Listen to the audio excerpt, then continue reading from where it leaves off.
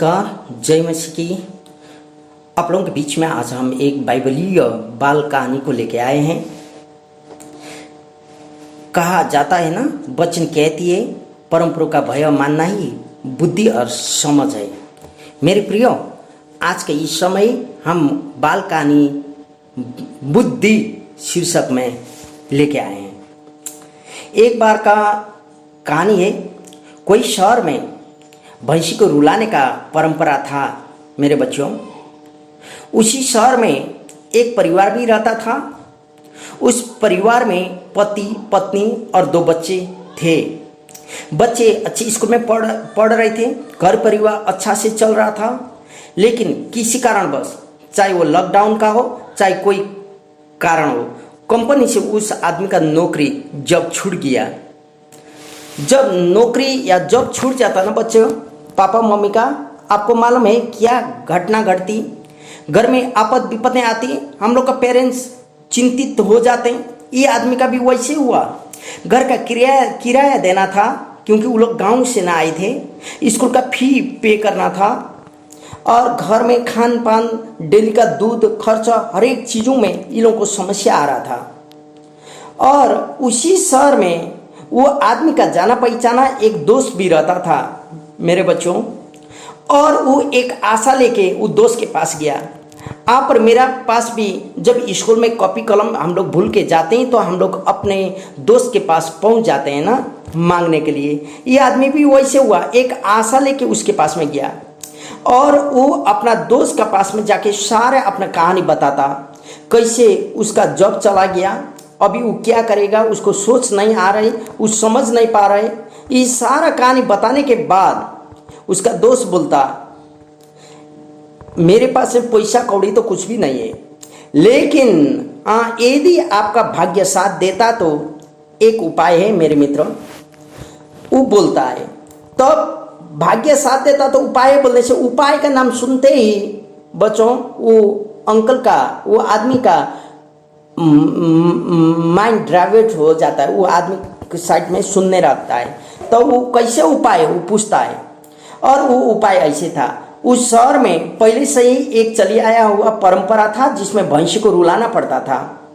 जो भैंसी को रुला सकता था उसको 25 लाख रुपया मिलता था मेरे बच्चों। और वो परंपरा में अभी तक 1-2 जन का भाग्यवश ऐसा परिस्थिति हुआ और वो लोग ने भैंसी को रुला पाया, पैसा पाए।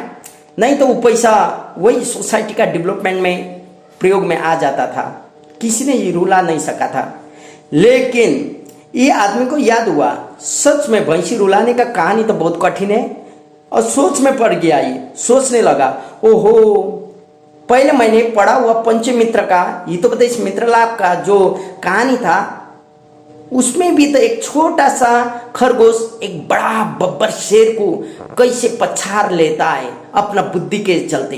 क्योंकि कहा गया है ना, बुद्धिर्यस्य बलम तस्य निर्बुद्धो तु कुतो बलम पश्य सिंध मद मत ससकेन निपातित। देखो तो इतना बड़ा सिंह को भी छोटा सा खरगोश ने कैसे बुद्धि के चलते जीत लिया, उसको याद होता है।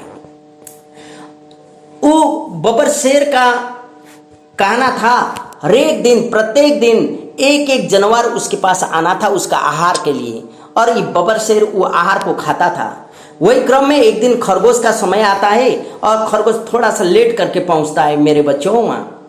और जैसे लेट करके पहुंचता तो शेर बोलता, अरे तू इतना छोटा होते हुए भी इतना लेट में आया, तुझे खा के भी मेरा पेट नहीं भरता, तो भी तू लेट में आता है।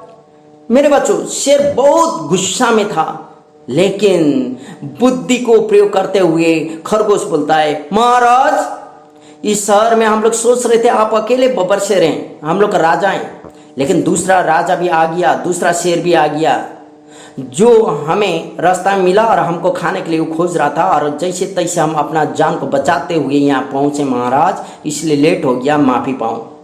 जैसे दूसरा शेर का कहानी, दूसरा सिंह के बारे में ये सुनता है, बोलता वो कहाँ बैठा है? वो पास का कुआं है ना, उसी कुआं के अंदर में बैठा है, जंगल के पास का कुआं के अंदर। तो चलो उसको मैं देखूंगा और उसको मार डालूंगा, तभी मैं अकेला रहूंगा, यहाँ का राजा बोलता है। खरगोश को, वह बबर शेर। तब खरगोश उसको लेके आता वो कुआं में जहाँ ये बबर शेर बैठा हुआ था। तब आके देखता सही में वहाँ दूसरा बबर शेर बैठा हुआ है। तो पानी में ऐसा देखता, वो अपना प्रतिबिंब को, छाया को देखता है और लगता उसको कि दूसरा बबर शेर वहाँ बैठा हुआ है। तब गजरने लगता, वो नीचे का भी गजरता है। तब वहीं जंप मार के उसको मारने के लिए जंप मारता और वो निकल नहीं पाता। मेरे बच्चों, वो बुद्धि का चलते खरगोश ने जंगल का सारा जानवर को बचा लिया। कहानी ये अंकल को, ये आदमी को याद हो जाता है। तब ये आदमी बोलता अपना दोस्त को, हाँ हम भी भैंसी रुलाने वाला परंपरा भाग लेंगे। मेरे मित्रों, 500 रुपये का टिकट काट के मुझे दे दीजिए। तब उसका दोस्त 500 रुपये का टिकट काट के उसको देता। जब भैंसी रुलाने का समय आ गया, लोग अपना लाइन में खड़े रहे थे। हर एक का समय आया, किसी ने भैंसी को लाठी से मारा, थोड़ा भैंसी दौड़ के गया लेकिन रोया नहीं। कितने ने भैंसी का कान को काटा लेकिन रोआ नहीं। लेकिन 25वां नंबर इसका आदमी का था। ये आदमी जैसे ही गया और भैंसी का कान में उसने कुछ खुशखुशू किया, तो खुशखुश करते ही भैंसी रोने लगा। मेरे बच्चों, जैसे भैंसी का आंख से आंसू टपकने लगा, लोग तालियां बजाने लगे, ढोलक पीटने लगे खुशी का मारे। और उस समय 25 लाख रुपया ये आदमी जीत लिया। और वहां का आयोजक लोग बोलने लगे आश्चर्यचकित होके, ये कैसे संभव है? आप तो ये गांव के लिए नए हैं, ये परंपरा पहला बार भाग लिए, लेकिन भैंसी को कैसे रुलाएं? तो ये आदमी बोलता, हम तो कुछ भी नहीं जानते हैं, हम एक ईश्वर भक्त आदमी हैं, ईश्वर को जानने वाला आदमी है। मैं ईश्वर को उद्धार करते मैं ग्रहण किया हूँ, लेकिन ये गांव में मैं दिहाड़ी मजदूरी करने के लिए आया हूँ। अभी कहीं लॉकडाउन का कारण या कोई कारण बस मेरा नौकरी चला गया, मुझे बहुत परेशानी था, मुझे अभी 5-7 लाख रुपया का आवश्यकता था और मेरा दोस्त ने इसका बारे में बताया और मैं यहाँ आया। और तूने क्या कहा तो भैंसी को? तो वो बोलता, मैंने तो कुछ नहीं कहा, इतना ही कहा, भैंसी मेरा बहुत हालत पतला हो गया है, मेरे पास पैसा 5-7 लाख रुपया चाहिए। अभी आप रोएगा तो मेरा परिवार अच्छा से चला पाएंगे, हम मेरा बच्चे अच्छे से स्कूल में अपना पढ़ाई को पूरा करेंगे। क्योंकि मैं आप रोओगे तो 25 लाख मुझे मिलेगा, यदि नहीं रोओगे तो मैं तो अपना सुसाइड करूँगा, मैं मरूंगा, मेरे बच्चे लोगों का हालत होगा, वो लोग भी मरेंगे भूखा प्यासा, और ये मृत्यु का दंड आप होगे भैंसी। अभी ये मेरा मृत्यु का दंड, अब पाप का भागी आप बनोगे, बल्कि मैंने ये भैंसी को बोला, नहीं तो मैं मर जाऊंगा और मेरा परिवार को सभी को तू ही भैंसी महाराज तू ही टेक केयर करना, बल्कि हमने इतने बोले थे। ये आदमी बोलता, जैसे ये लोगों को मालूम चला कि भैंसी रुआ है, खुशहाली वहाँ हुआ, तब लोगों को यह भी मालूम चला ये ईश्वर भक्त आदमी है।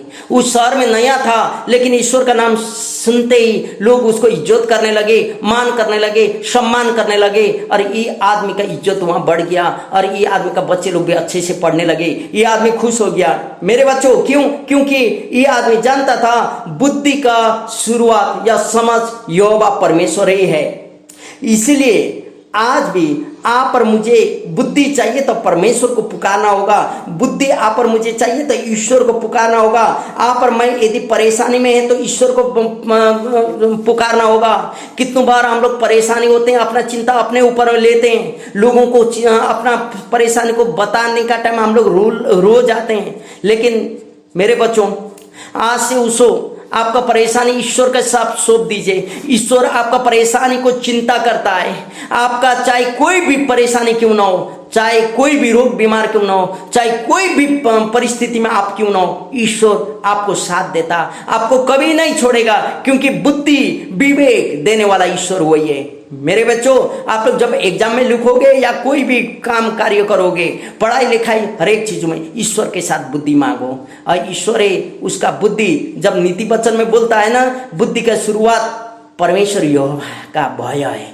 ईश्वर के डर रखें ईश्वर से और बुद्धि को मांगे तो ईश्वर या प्रभु आपको कभी निराश होने नहीं देता, क्योंकि वचन कहता है जितनों ने उसे देखा उसको कभी निराश नहीं होने दिया। मेरे बच्चों, ये कहानी के द्वारा आपको मैं यह उत्साहित करने चाहता हूँ आज का इस समय, ये बाल कहानी के द्वारा आप सबों को, जितने लोग सुन रहे हैं, आप मेरे जीवन में हर एक परेशानी से ईश्वर ही परेशानी को दूर कर सकता है और उपाय कर सकता है।